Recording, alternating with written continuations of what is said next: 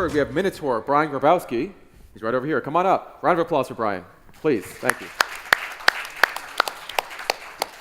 All right, good luck. You got 2 mics, and you got your 2-minute timer right there. All right. So how many of us still use cassettes or VHS at this point? Probably none of us, right? One guy over here. My point is that industry is constantly changing, adapting, and innovating.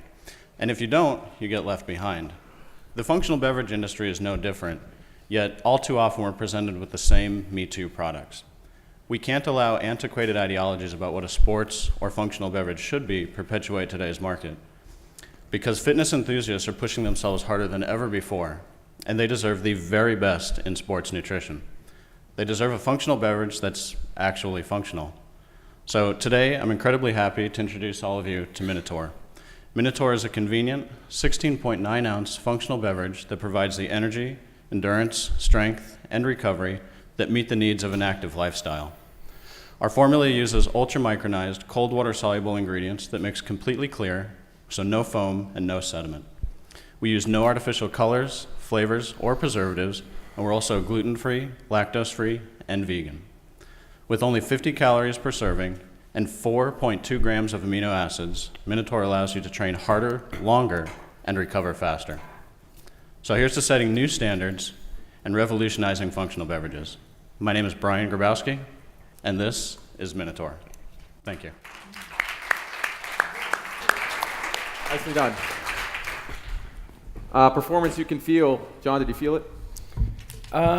Geez, I don't know. I don't know what I felt when we were drinking all those things. But, for this product, I think, it's a really tough category to play in. I think, all the stuff that was set up there, I think is stuff that unfortunately has been said many times before, such that, just breaking through the noise of all of that is really challenging.